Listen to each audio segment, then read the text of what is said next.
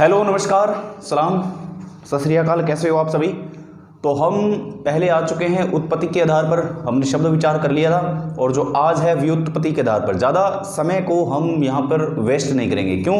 क्योंकि समय इसमें लगता ही नहीं है। एक एक टॉपिक क्लियर करेंगे और अपने विकारी शब्द है, विकारी शब्द, संज्ञा, सर्वनाम, इनका टॉपिक अलग नहीं उठाएंगे। विशेषण, क्रिया विशेषण जो भी है, हम एक सिस्टम से चले हैं और सिस्टम के द्वारा ही हम चलेंगे। यानी कि जो चीज़ें बच जाएगी, जैसे अलंकार है, संधि है, वो चीज़ें अलग से करवाऊंगा। लेकिन जो इस शब्द विचार के अंदर जो भी चीज़ें सम्मिलित है वो चीज़ें क्लियर करवाऊंगा, यहीं पे करवाऊंगा और इसी टॉपिक के अंदर करवाऊंगा। उत्पत्ति के आधार पर हो गया था, व्युत्पत्ति के आधार पर हो कर रहे हैं आज।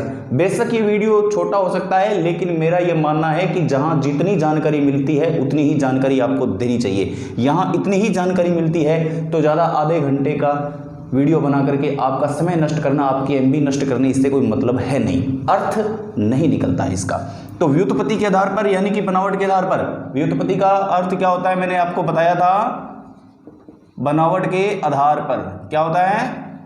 बनावट के आधार पर। अब देखो, सबसे पहले कर लेते हैं, इसके तीन भेद होते हैं। कितने भेद होते हैं भाई?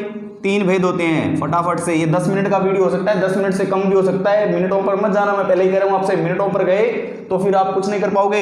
व्युत्पत्ति के आधार पर हम भेद कर रहे हैं भाई, तीन ही भेद है शब्द विचार के। इससे ज्यादा आधा घंटे का लंबा चौड़ा अगर मैं वीडियो कर लूं तो फिर किस चीज की तैयारी करोगे आप किस चीज की तैयारी कर पाओगे? अब तो बहुत लंबा हो जाएगा प्रोसेस। इसलिए मैं कह रहा हूं कि वीडियो के मिनटों पर मत जाना, आप वीडियो के मिनटों पर न जाकर के वीडियो की कंटेंट पर ध्यान दो कि वीडियो है क्या, क्या कह रहा है। शब्द विचार के अंदर व्युत्पत्ति की बात हो रही है, बात आई ना समझ में? व्युत्पत्ति की बात हो रही है। एक नंबर है रूढ़ और दो नंबर है यौगिक और 3 नंबर है, ये हो गया योग रूढ़। ठीक है, रूढ़, यौगिक, योग रूढ़, 3 प्रकार के भेद होते हैं, रूढ़, यौगिक और योग रूढ़। अब मैं बता देता हूं आपको। सबसे पहले रूढ़ का नंबर आएगा, तो रूढ़ के अंदर क्या करना पड़ेगा हमें? आप बताइए, रूढ़ के अंदर हमें क्या करना पड़ेगा? जैसे मान लीजिए ये क्या है कि सिर्फ इसके टुकड़े होते हैं तब कोई अर्थ नहीं निकलता है। एक बात ध्यान रखना, ठीक है ना? यानी कि इसमें कह सकते हैं कि 2 वर्णों का योग होता है। जैसे कल, पल, चल, नल, ये। अब इसको बताइए, मैं कर रहा हूं टुकड़े का धन ल, प धन ल, च धन ल, न धन ल। अब क का क्या अर्थ निकला बताओ? ल का क्या अर्थ निकला बताओ?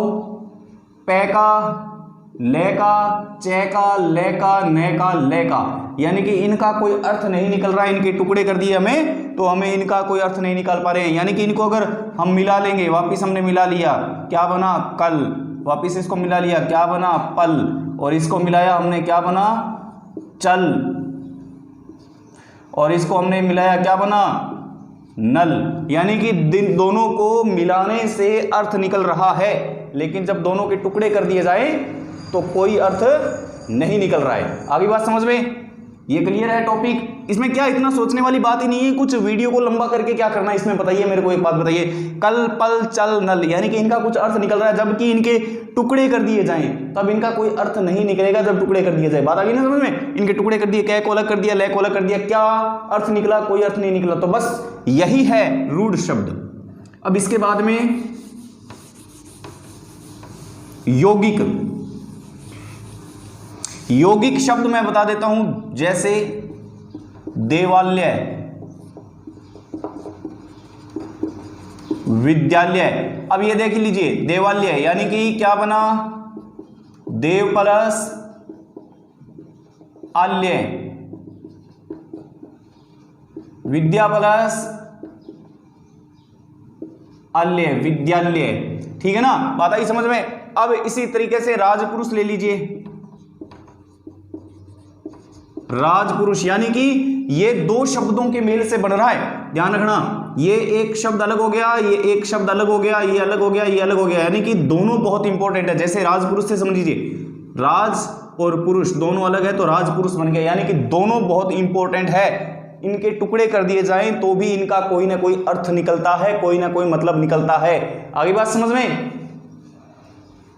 बात आ गई ना समझ में? दोबारा समझा रहा हूं, यानी कि इनके दोनों को अगर टुकड़े कर दिए जाए तो इनका दोनों का अर्थ निकलता है। ये शॉर्टकट भाषा में समझा रहा हूं आपको, बस इतना ही समझिएगा। वो क्या होते हैं? यौगिक शब्द होते हैं। अब आता है योग रूढ़। योग रूढ़ के अंदर क्या है भाई? योग रूढ़ के अंदर जैसे मान लीजिए बहुत इंपॉर्टेंट है ये किसी एक विशेष प्रश्न की ओर इंगित करेगा, जैसे दशानन और पंकज। अब इनका जो दशानन है ना, 10 प्लस आनंद, इनके अंदर ही इनका अर्थ निकला होगा। जो अर्थ होगा वो एक विशेष व्यक्ति की ओर या विशेष वस्तु की ओर इंगित करेगा, यानी कि विशेष स्थिति की ओर इशारा करेगा। दशानन किसके थे? 10 सर? रावण के। पंकज कीचड़ में खिलता है, लेकिन उसको क्या कहते हैं? कमल।